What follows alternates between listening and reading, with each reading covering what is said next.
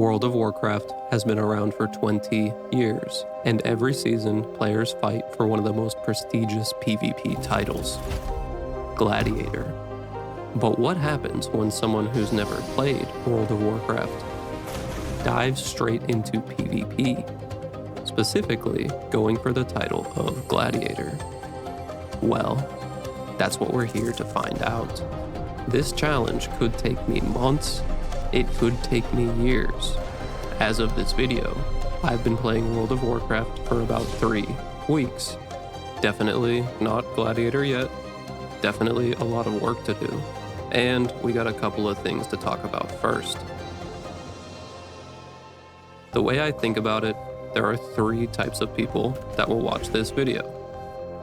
Group 1, you don't play World of Warcraft. You just like to watch cool videos. Don't worry, I'll make sure you guys can follow along. Group 2, you play World of Warcraft, but you don't PvP. Either it looks too complicated, or you just don't have fun doing it.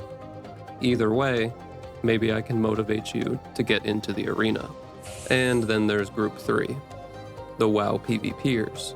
You guys know that this challenge is borderline impossible. You either look like this or like this, and you want to see me struggle. You are also in the right place. It is not an easy challenge. And I hope I can talk in my normal speaking voice now, that the intro is over. And hey, I'm flawed. I started making a spreadsheet for this video just to show you guys the ridiculous amount of time that I have spent playing video games. I played a lot of games, and pretty much any game that I spent more than 1,000 hours playing had some element of PvP to it. And some of these games, that's all you did was PvP. Very punishing games. Escape from Tarkov, Dark and Darker. And I am definitely not new to MMORPGs. I spent a little bit of time playing a game, you probably heard of it, RuneScape.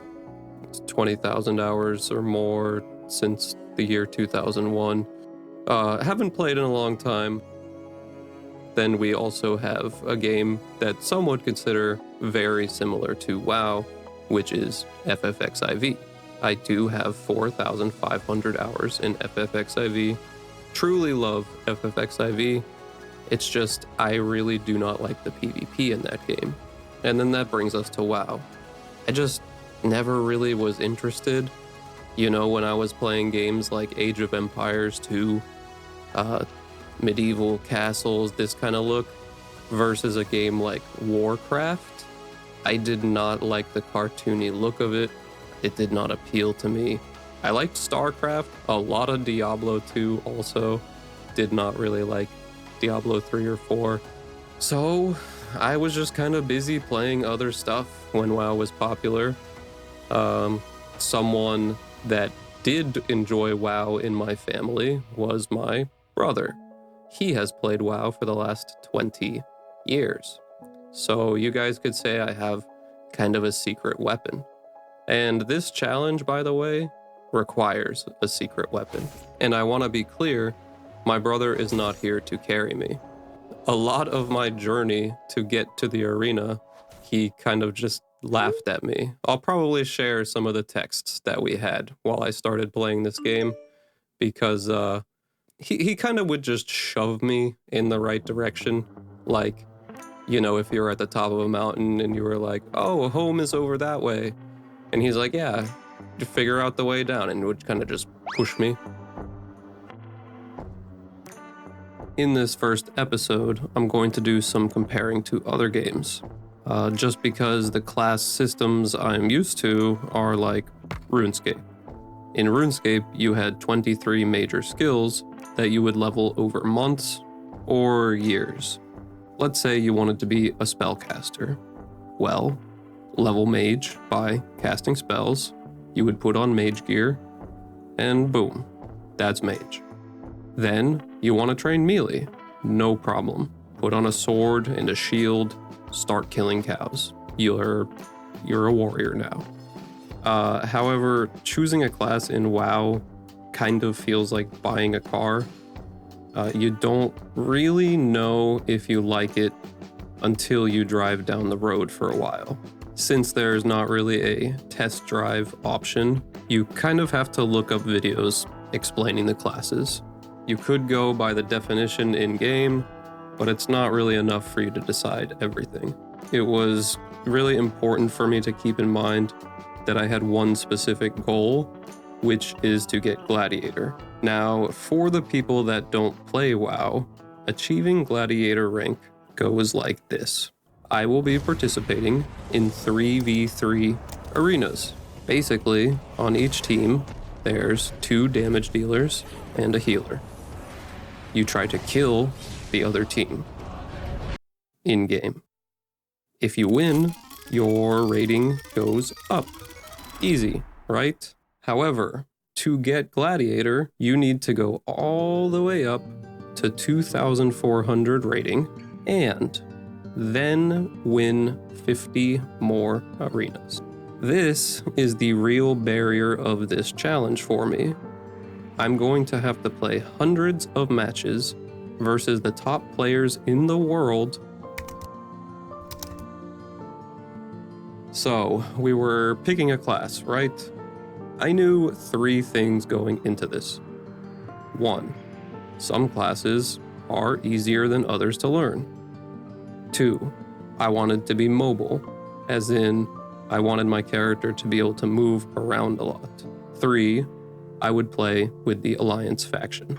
I chose Alliance because my brother is Alliance, and that's pretty much it. And after reading class descriptions and skimming through a video or 2, I knew the one. Evoker. This class seemed like it had a ton of power. It's basically a spellcaster, but kind of close range. It had a bunch of mobility. There was one problem with my plan. You can't pick the Draktyr race or Evoker class without first having a level 10 character. So I made a female human warrior to get 10. I proudly sent my brother a video of me logging in, and he promptly laughed at me for choosing the slowest class to get to level 10 with. Tips from a professional. The first thing you should do in any MMO is hit your spacebar and jump around. Feel what the gravity's like on your new planet. I actually wrote that. Then, randomly start clicking abilities on your hotbar while not noticing that the tooltip is just mysteriously over here for some reason. Good. WoW has a very casual friendly tutorial, but what no game ever tells you to do is go through the 50 pages of options and keybinds prior to playing the game.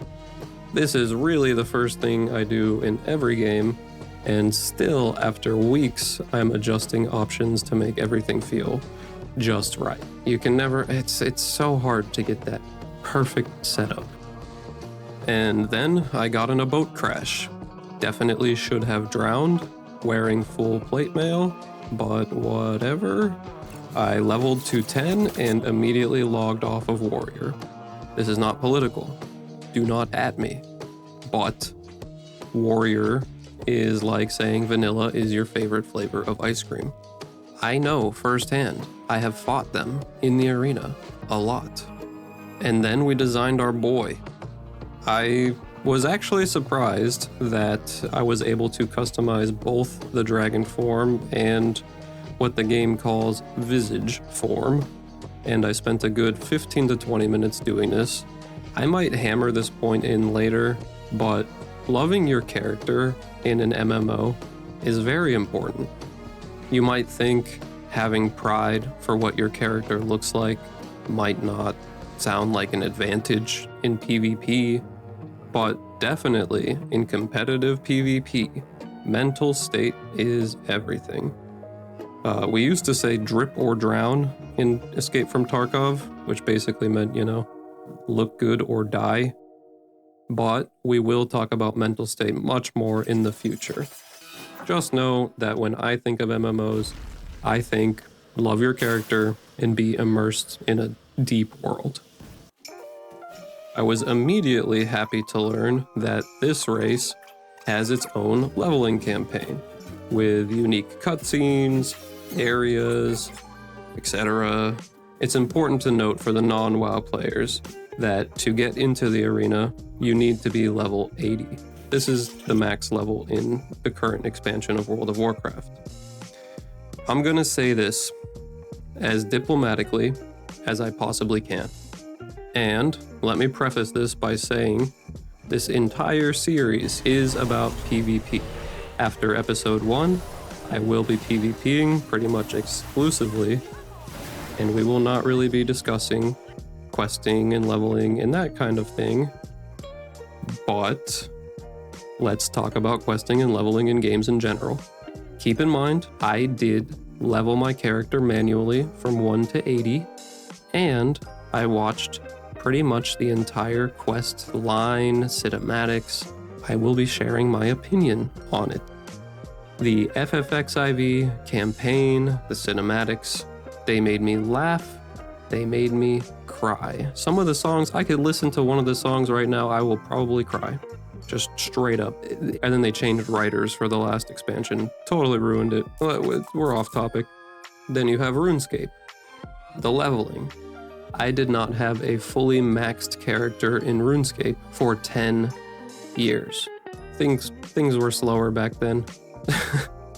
And I never felt like I was lacking content or I needed to race to get anywhere.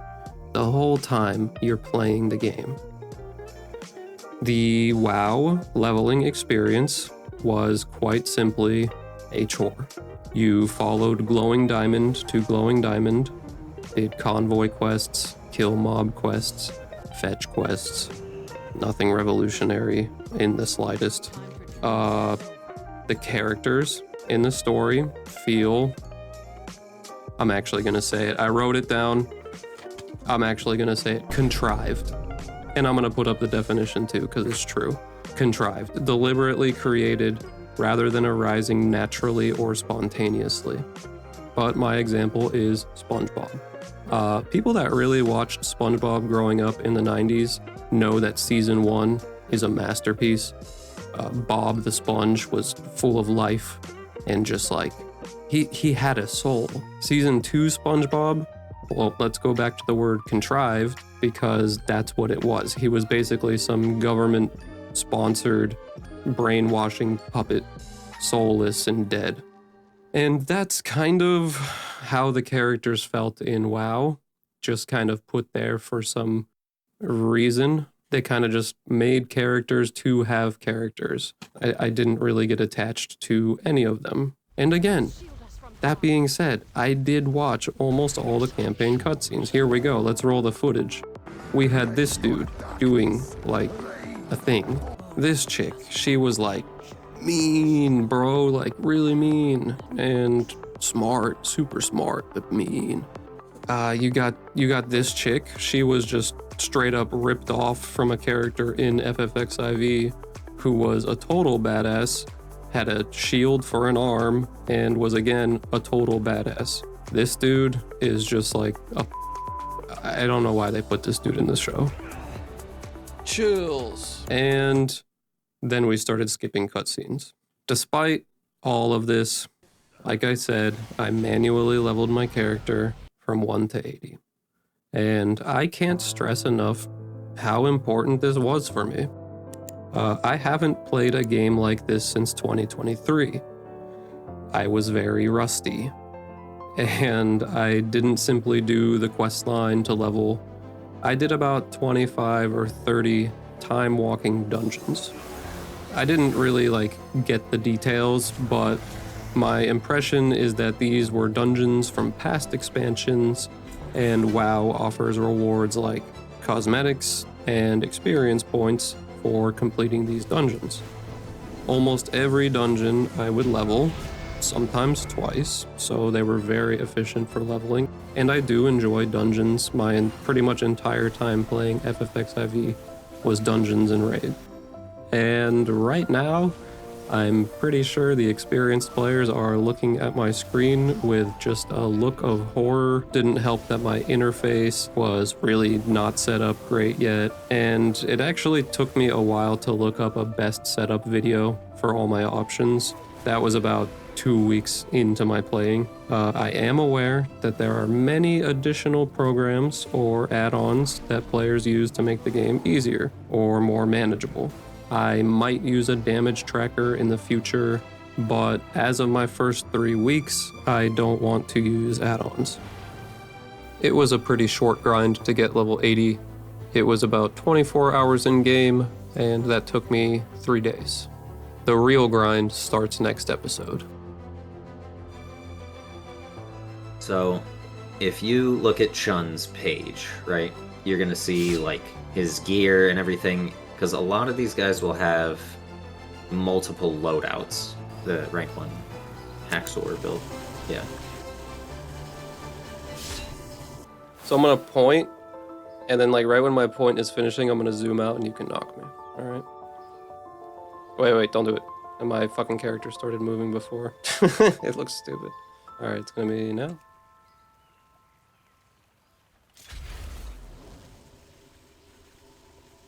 This was really far. This is way farther than I thought it was gonna be.